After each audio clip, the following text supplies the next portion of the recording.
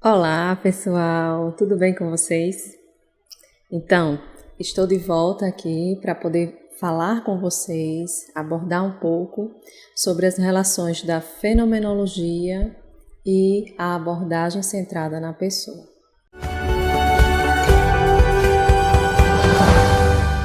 É um tipo de exposição que pode atender às necessidades de alguns profissionais psi, como também de alguns estudantes, que por muitas vezes sentem-se perdidos acerca de qual é o tipo de relação existente entre a ACP e a fenomenologia, ou por que eu tenho que pagar a fenomenologia na minha grade curricular do quarto ou quinto período, se eu gosto mesmo da abordagem centrada na pessoa. Ou porque antes de ver a abordagem centrada na pessoa, eu preciso entender os fundamentos fenomenológicos e existenciais dessa abordagem.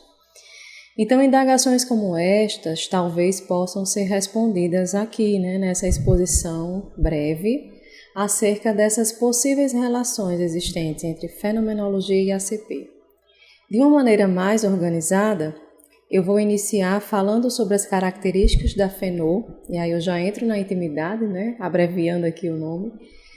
Vou falar acerca das características da fenomenologia, o porquê que ela é tão importante para as ciências sociais, e aí em seguida eu abarco um pouco sobre esses elementos teóricos de maneira panorâmica, que a ACP traz e como é que isso respinga nas intervenções do psicoterapeuta. Tá? É óbvio que todo tipo de intervenção dentro da clínica psicológica, ela parte de uma teoria. E eu acredito que já é a quinta vez que eu repito isto em algumas exposições gravadas aqui. Tá? E mais uma vez reforço que qualquer tipo de intervenção dentro da clínica, ela precisa ter uma leitura por detrás. Não acontece por acaso, não é por osmose. Qualquer indagação feita pelo seu psicoterapeuta, ele está fundamentado, qualquer indagação está fundamentada em uma teoria, tá? E dentro da Fenô não é diferente. As intervenções que ocorrem baseadas na fenomenologia, baseadas na ACP, elas partem de uma cosmovisão, elas partem também de uma compreensão do que é o homem, do que é este adoecer e como é que as psicopatologias podem ser trabalhadas, ok? Então, espero que você aproveite essa exposição, se jogue aí para poder estudar para as avaliações, tá? Como também para poder se preparar para possíveis concursos públicos ou residências multiprofissionais. Então, esse é um presente meu para vocês, tá? Então, vamos lá. Fenomenologia. Nas grades curriculares, a gente percebe a fenomenologia alinhada ao existencialismo. É tanto que as disciplinas, quando você está blocado, e você vai pegar o seu horário, aí tem lá, fenomenologia existencial, ou teorias fenomenológicas existenciais. Em algumas graduações tem a 1, a 2 e a 3. Então, o que é esta fenomenologia? É uma corrente filosófica, tá? Ela vem dentro da filosofia, ela nasce lá e é criada ali por Franz Brentano. Franz Brentano é muito citado dentro da filosofia. Ele parte do pressuposto de que os elementos que se pretende investigar, e ele chama de fenômenos, precisa ser estudado de maneira pura, tentar compreender aquilo que se apresenta da forma como é. O Franz Brentano influenciou bastante o Rousseau, alguns pronunciam Rousseau, E aí o Rousseau, e eu estou filando aqui o século dele, ele surge na transição do século XIX e XX e ele era matemático. Então a ideia aqui era compreender, na visão de Rousseau, e aí já resumindo, era compreender como é que eu poderia estudar algo na sua essência, Como é que eu poderia chegar à veracidade de uma informação a partir de um objeto que estava sendo colocado para mim ou de algo um acontecimento, um evento que eu queria estudar, como é que eu conseguiria chegar até esse objeto para atingir aquilo que ele é, a veracidade dele, né? Então, Rousseau, ele começa a partir da ideia de que se fazia necessário voltar às coisas mesmas, tá? Um retorno às coisas mesmas. Essa compreensão do Russell vai influenciar várias áreas de conhecimento. Ciências da saúde, ciências sociais, as ciências exatas. E aí, como característica central, a fenomenologia vai trazer esse estudo do fenômeno, né? Pela própria nomenclatura até redundante, o Rousseau está se propondo estudar aquilo que se apresenta da forma como é, sem manipulações, sem tentar medir, sem tentar direcionar, mas da forma como está apresentado. É daí onde ele postula, né, o termo epoquê, para eu poder chegar às coisas mesmas, compreender da forma como elas são, eu preciso suspender qualquer tipo de conhecimento prévio, qualquer pré-julgamento, para que eu consiga chegar à veracidade daquilo. A proposta dele partia de uma ideia, né, de uma raiz de que qualquer objeto, qualquer fenômeno tem uma essência. E para que eu alcance essa essência, que é aquilo que nunca vai mudar, eu preciso da epoqué, suspender qualquer conhecimento prévio para poder chegar ali à beleza daquele fenômeno. Por fenômeno, ele agrupa qualquer tipo de objeto de estudo que nós estamos nos propondo conhecer, né? Então, o fenômeno pode ser a pobreza, a violência, comportamento humano, um objeto qualquer, uma cadeira, um móvel. E eu quero entender, na visão do Russell, né? Quero entender esse fenômeno sem nenhum tipo de manipulação, da forma como ele se apresenta, como esse fenômeno está chegando à minha consciência. O interessante para a fenomenologia é que, para entender qualquer tipo de fenômeno, eu tenho que entender a relação dele com o mundo, a relação com o outro, né? Então, eu só conheço que isso aqui é uma garrafa de água porque está chegando à minha consciência. Eu estou vendo que é uma garrafa de água, existem várias iguais a ela, de várias cores, ela tem uma função. E lá atrás eu aprendi que garrafa de água, ela pode acumular água aqui dentro para poder tomar depois. Ela tem uma função, está sendo apresentada à minha consciência, e essa relação que eu tenho com a garrafa de água, ela está me fazendo pensar que essa garrafa existe para mim. Então eu entendo que existe para mim porque eu tenho uma relação com ela, está chegando à minha consciência, e ela tem uma essência que é aquilo que não muda. O que é que não muda nessa garrafa? A função, que é guardar água ou qualquer líquido, né? A aparência ela pode mudar o formato, pode ter uma tampinha, pode ser de outra cor, mas a função não muda. O Rousseau vai colocar, né, nos seus pressupostos, nas suas escritas, que um objeto ele tem uma relação com o homem, e essa relação é que me faz conhecer esse objeto e chegar à minha consciência. Então, tudo que se mostra à minha consciência é um fenômeno, né? E aí, existem vários professores dessa disciplina que costumam usar aquele jargão, né? Consciência é consciência de alguma coisa. Então, eu tenho consciência que essa garrafa existe para mim, que eu me relacionei com ela, eu já tenho uma compreensão da função dela, que ela tem uma essência, etc e tal. É claro que esse é um exemplo bem simplório, mas para mostrar para vocês que a preocupação do Russell era chegar à veracidade do conhecimento. E ele compreendia e acreditava piamente que a fenomenologia poderia ser a raiz para qualquer tipo de conhecimento, tá? Então, é óbvio que o nosso momento aqui não é para falar do Russell e aprofundar a fenomenologia, mas para entender esses dois elementos aqui. A importância do retorno às coisas mesmas e a crença de que um fenômeno possui essência. Para chegar a essa essência, eu preciso de um método. e o Russell ele vai propor o método fenomenológico. Com avançados estudos, a fenomenologia ela vai ganhando espaço em várias outras ciências. E as ciências sociais recebem ela assim como um presente, né? Abraça bastante. E a psicologia não foi diferente, não ficou de fora.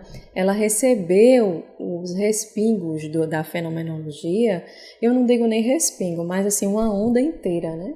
A psicologia recebeu isso muito bem porque de fato associava-se com os estudos da consciência, né? Associava-se com a ideia da compreensão do homem no mundo, da relação do homem com o mundo e por aí vai. Então eu coloquei aqui alguns pontos, eu vou só fazer uma leitura para vocês para mostrar o seguinte, que a fenomenologia, dentro das ciências sociais, né, que recebe ela assim como presente, ela vai se propor a investigar um fenômeno em particular, ela vai investigar as essências gerais de qualquer fenômeno, vai tentar apreender as relações essenciais entre os elementos que estão constituindo um determinado fenômeno, a suspensão de crenças na existência de um fenômeno, a interpretação do significado desse fenômeno e uma metodologia alternativa, que é uma preocupação básica com a experiência, com aquilo que está mostrando-se, né, para o sujeito, com a relação que esse sujeito tem com o mundo, né, com aquele fenômeno, tá? Luana, muita palavra bonita, está parecendo a graduação, que eu não entendo nada. Deixa eu resumir para vocês. Eu trago aqui porções dessa obra, Fenomenologia e Humanismo, Reflexões Necessárias, de Holanda. Não é propaganda, tá? É apenas para mostrar que é uma obra da qual o autor se propõe fazer essas relações entre as teorias humanistas e a teoria fenomenológica. Indico de mão cheia, faço a leitura dele todas as vezes que eu me proponho a expor sobre a fenomenologia, e aqui eu estou utilizando o capítulo sobre atitude fenomenológica. Vou até dizer a página para vocês, porque em uma possível compra ou nos comentários, que eu sei que vocês sempre participam aqui comigo, já tem essa informação prévia, tá? Eu estou utilizando aqui o capítulo 5, Fenomenologia, Psicologia e Psiquiatria. As relações que esse autor faz, está riscadinho assim, porque quem tem criança sabe, né? O porquê que as suas obras andam riscadas por aí. E aí o que acontece? Ele se propõe fazer essas relações de uma maneira muito didática, e aí eu peguei até emprestado alguns pontos que esse autor traz para poder resumir para vocês o seguinte.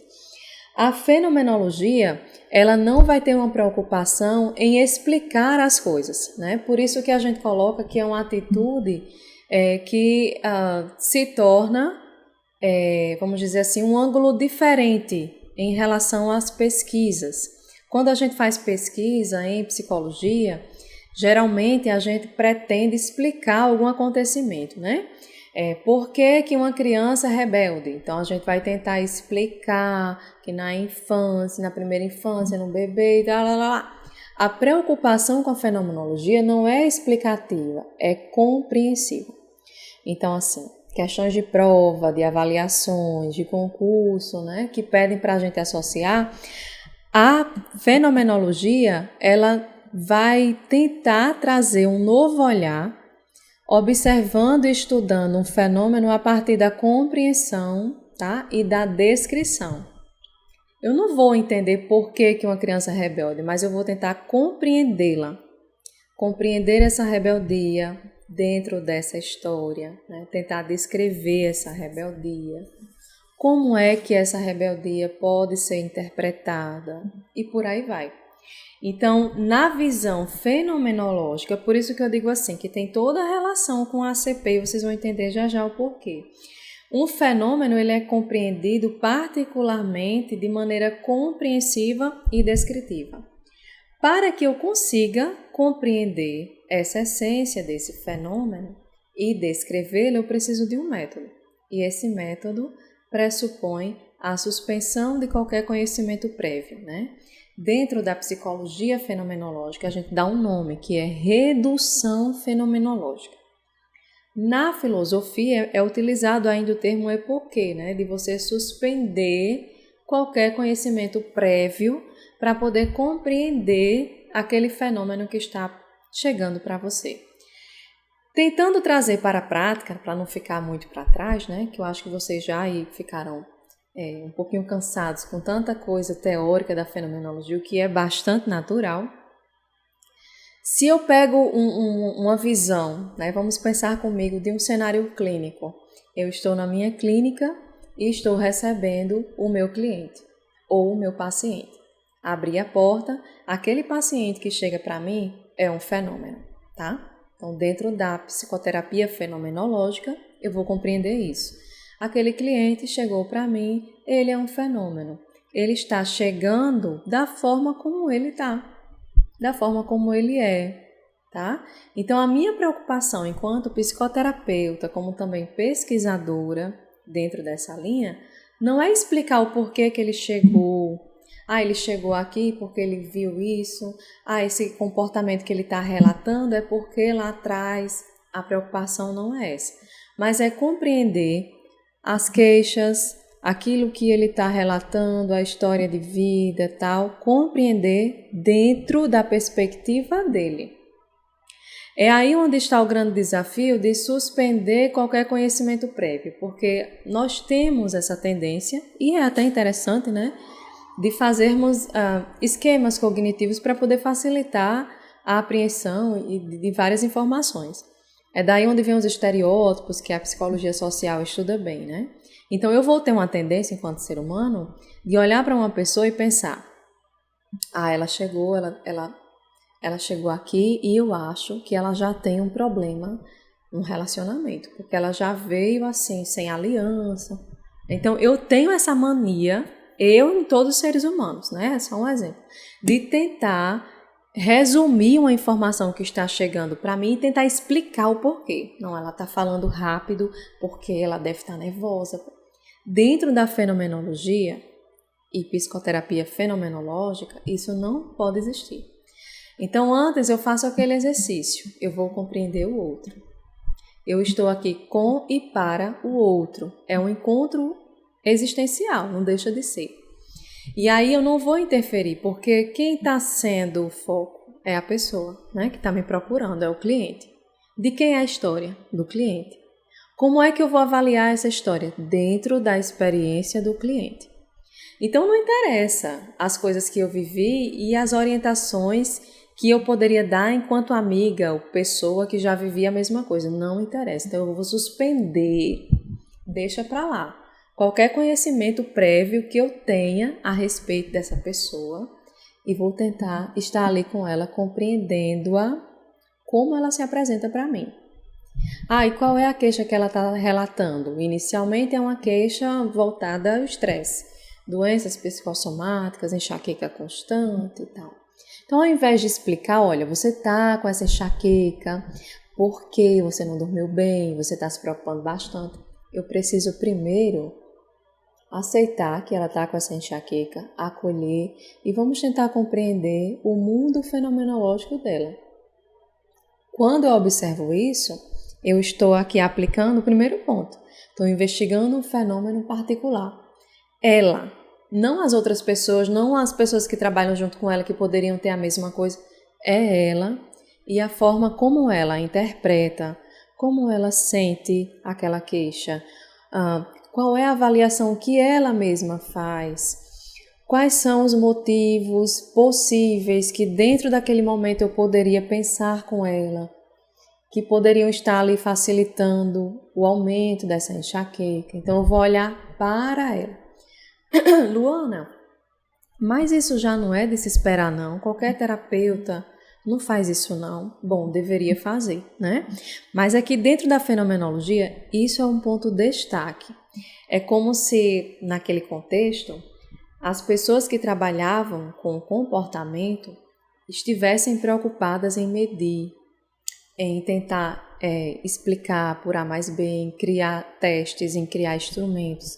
Então, a fenomenologia chega nas ciências sociais e ciências da saúde também, com o intuito de dizer o seguinte: olha, isso, vamos ver por outro lado, isso aqui não interessa tanto não. O que interessa é a compreensão. Vamos compreender esse fenômeno, descrevê-lo, porque assim a gente consegue chegar àquilo que não muda, a essência dela. Compreendendo a essência, aí eu vou saber que aquela pessoa, ela se comporta dessa maneira, assim, assim, assado. Aí sim eu poderia explicar porque eu cheguei à essência daquele fenômeno. Entende? Como é que isso pode ser aplicado na prática? E aí a Holanda pega esses pontos para dizer o seguinte: a fenomenologia, ela vai tentar trazer um retorno às coisas mesmas. Eu tentar compreender aqui como é que sempre foi a essência de fulano, né? Se você pensar no comportamento humano, a gente pode facilmente dizer, as pessoas mudam, né? Estão sempre mudando, porque a personalidade ela vai sendo acrescentada com as experiências, o contato com a cultura, com os grupos sociais, de pertença e tal.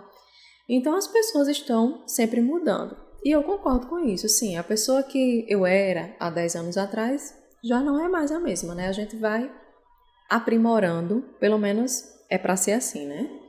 Melhorando a cada dia, 1% a cada dia, tentando fazer o melhor, tentando observar como é que a nossa personalidade pode ficar mais amadurecida e etc e tal. As pessoas realmente vão mudando. Na perspectiva fenomenológica, não é que haja uma descrença quanto às mudanças de personalidade. Não é isso. Acredita-se que as pessoas vão modificando-se. Mas quando trata-se da questão da essência, é que existe uma certeza de que algo há naquela pessoa que não mudou. E isso eles chamam de essência. Tá? Então, por exemplo, Dona Maria, lá do sítio tal, do sertão da Paraíba, ela foi mudando, ela mudou a estatura, ela mudou o jeito de criar os filhos, ela mudou a forma de falar, ela mudou a forma de tratar a vizinha, ela mudou isso, mudou aquilo, mas existe algo nela que não muda. Esse algo que não muda geralmente vem recorrente nas falas do cliente, sabe? Vez ou outra ele sai do contexto, ele diz isso, ele descreve, ele faz isso, aquilo ali, mas tem aquilo ali que não muda. Ele sempre vai dizer assim, por exemplo, Dona Maria, eu perdoei fulana. Não sei porquê, mas perdoei. Ela me fez mal, perdoei. Eu não tenho mais a intimidade de sempre, mas passou, perdoei. Dona Maria passou por uma violência doméstica. Foi ruim, consegui superar, mas perdoei, né? Deixei pra lá. Então, eu percebo ali que existia alguma coisa que não mudou em Dona Maria. O que é aquilo que não mudou? A disponibilidade para o perdão. Tá? Então a fenomenologia ela vai por aí, tentando encontrar a essência, a pureza daquele fenômeno, ok? E aí, essa atitude fenomenológica, né, ela respingou em várias áreas de conhecimento. E dentro da psicologia, quem pegou isso de mão cheia foi a turma humanista, aquele movimento humanista encabeçado por Carl Rogers, por Abraham Maslow, né? Eles beberam assim dessas ideias, acreditam? Beberam das ideias do Franz Brentano, do Russell, do Heidegger. E aí é interessante perceber que a fenomenologia, por ganhar espaço e por ficar bastante fortalecida, ela recebeu também novos aderentes e ramificações. Então hoje nós temos 3 tipos de fenomenologia. A fenomenologia transcendental, que é essa pura do Russell, né? O Russell ainda acreditava que quando chegava-se à essência do fenômeno, era possível ainda encontrar a essência da essência, sabe? O resíduozinho lá, aquilo que é o núcleo daquele fenômeno que nunca mudou. E aí existe também a fenomenologia hermenêutica. Esta foi colocada com bastante vigor por Heidegger.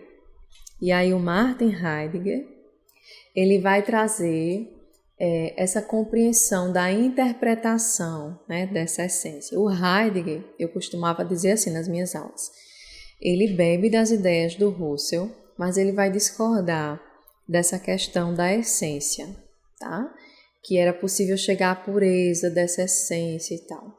E ele discorda pensando no ser humano, que está sempre em constante modificação. O Heidegger ele foi bastante influenciado pelas teorias existenciais. E o que é que a gente tira das teorias existenciais? A visão do homem e a visão do mundo também. Por exemplo, as teorias existenciais, colocadas aí por Sartre, Kierkegaard e tantos outros, elas têm uma compreensão de que o ser humano ele tem o controle da sua existência. O controle entre aspas, né? Como é que eu tenho o controle? A partir do momento em que eu vou escolhendo. Eu vou fazendo escolhas, vou tomando decisões, né? Aquela noção de liberdade, né? O ser humano existiu, está lançado no mundo, é o famoso ser aí ou design, né? Ele está lançado no mundo e ele vai se construir no mundo. Não existe nada pré-determinado. Então ele se constrói a partir das experiências e também a partir das escolhas. E aí, entendendo que a cada momento de vida eu estou fazendo escolhas, então para ele não fazia sentido falar de essência, porque eu sempre estaria modificando o meu eu, aquilo que eu sou, né? Então existe essa linha de pensamento dentro da fenomenologia com as influências predominantes do Heidegger. E aí entra a terceira ramificação, que é a fenomenologia existencial. E ela foi encabeçada bastante também por Heidegger e o Sartre, tá? É claro que aqui eu não vou falar da hermenêutica, nem vou falar da transcendental, da fenomenologia pura do Russell, mas eu vou falar sobre fenomenologia existencial, porque foi esta que influenciou Abraham Maslow, Carl Rogers, o Peirce, né, lá da Gestalt terapia, Moreno também, né, do psicodrama, e tantos outros, tá? E aí, passando desse momento em que a gente entendeu que a fenomenologia ela tem essa ramificação, ela se propõe um retorno às coisas mesmas, a busca pela essência e o levantamento de uma metodologia própria para poder alcançar essa essência. O que é que isso tem a ver com a ACP, com a abordagem centrada na pessoa e aí lá atrás, né, a teoria centrada no cliente colocada por Rogers. Vejam só, vamos lá. A abordagem centrada na pessoa, ela foi colocada por Rogers, que já vinha dessas leituras, né, da fenomenologia, do existencialismo, dentre outras. Quando Rogers escreve sobre a teoria centrada no cliente, lembrando que foi uma teoria escrita de maneira experiencial, ele aplicou pontos da teoria na sua própria prática, ele discorre ali sobre algumas modificações no trato que o psicoterapeuta deveria ter com o cliente. Aí vamos para o contexto, tá? O contexto de Rogers, minha gente, era aquele contexto do século XX, finalzinho do 19 para o 20, em que, para compreender o ser humano, só existia dois tipos de caminhos. Ou pelo comportamentalismo puro, que é o behaviorismo, né? Ou pela psicanálise, pela via da psicanálise. Existiam esses dois caminhos. Quando ele se propõe em trazer uma nova perspectiva, o Rogers já tem experimentado os dois caminhos.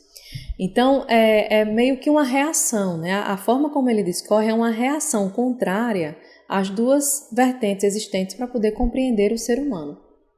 Então, ele traz uma compreensão que não veio dele, veio lá da fenomenologia.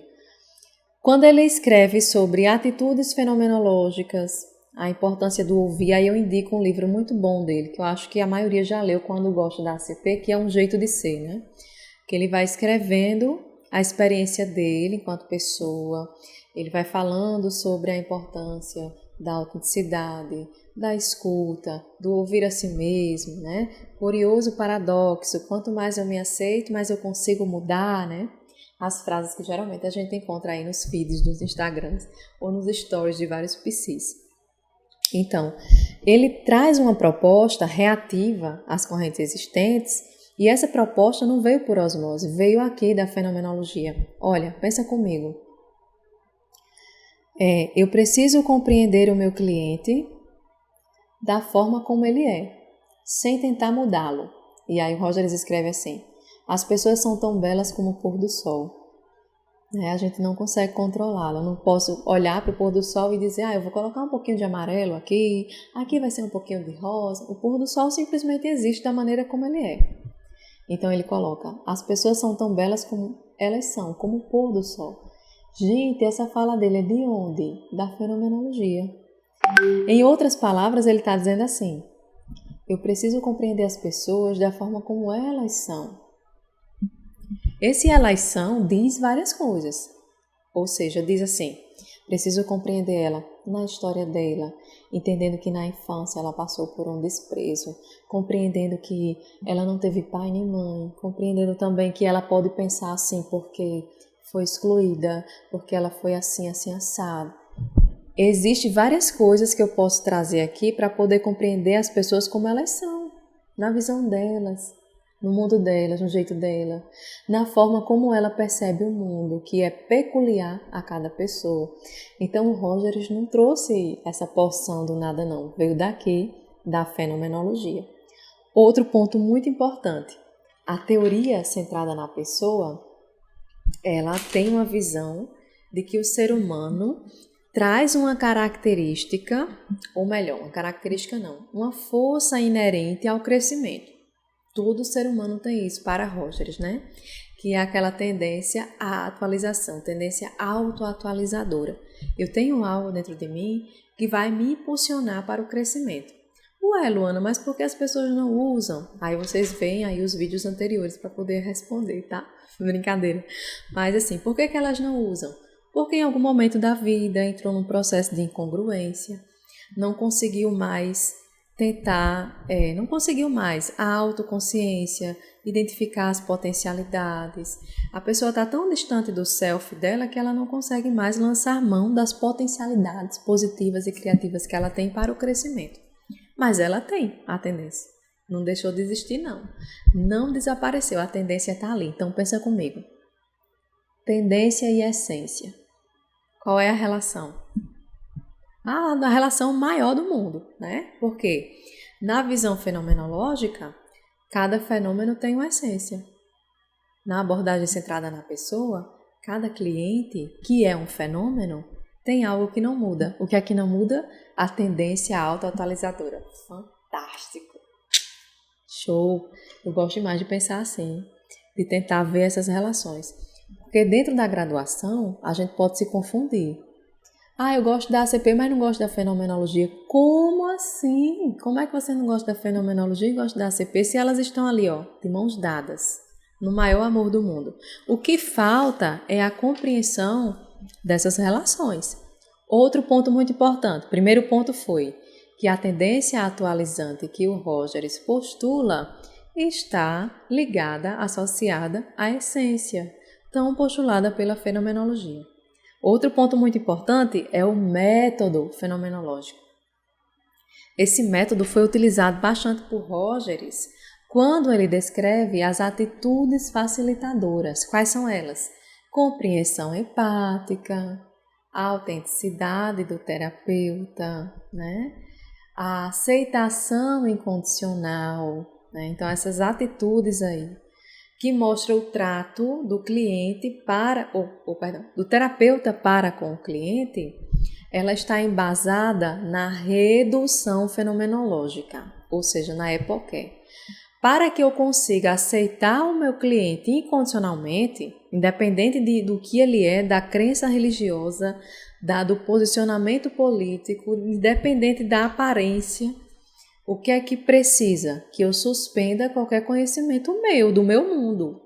Entende? Qualquer conhecimento prévio que eu tenha para poder alcançá-lo ali no seu mundo fenomenológico, para poder tentar acessar aquela tendência atualizante que é a essência dele.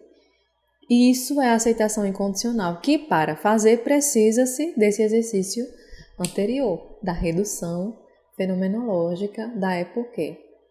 Então, minha gente, queridos que estão aqui me ouvindo, né? As atitudes facilitadoras, elas estão associadas a esse método fenomenológico. Para alguns alunos, eu sempre dizia assim, olha, a ACP tem 80% de fenomenologia dentro dela. E o restante é existencial, né? Porque a ACP também tem uma cosmovisão de que o ser humano é livre para fazer decisões e escolhas, de que ele é um ser que está lançado no mundo, que constrói o seu próprio existir a partir dos relacionamentos que ele tece, né, no seu mundo, que ele é responsável por ele mesmo, a liberdade anda de mãos dadas com a responsabilidade. Então existe essa cosmovisão também dentro da ACP, tá? Então aqui nós estamos todos, né, costurados, fenomenologia, existencialismo e ACP. Mas vale ressaltar o seguinte, 2 pontos. Existe a psicoterapia fenomenológica pura, existe a psicoterapia fenomenológica existencial e existe a ACP, tá? Então vamos ter cuidado aí nas diferenciações, porque embora haja relações positivas acerca de cada uma, alguns detalhes são diferentes. Então dentro da ACP, o método fenomenológico embasa, por exemplo, as respostas, reflexos embasa. Mas a fenomenologia, por exemplo, não trabalharia com essas nomenclaturas, né, dentro de uma entrevista fenomenológica, como por exemplo, aqui você faz uma elucidação, aqui você faz uma reiteração, aqui é o momento de reiterar. A fenomenologia, ela tem a sua própria maneira de desenvolver uma entrevista fenomenológica, lembrando que todas elas utilizam como ferramentas o recurso dialógico, tá?